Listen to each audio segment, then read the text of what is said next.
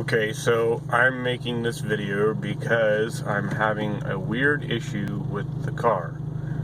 Under hard acceleration, it is almost like it's backfiring, misfiring heavily, and it's saying it's cylinder 1 on the VAGCOM. So we'll see what it changes to. I mixed the coils up and moved a couple of them around. You hear a vibration from the exhaust resting on a cross member because of large clamps, but you'll be able to hear and kind of see what I'm talking about here in a second now that we're underway. Under hard acceleration, there it is.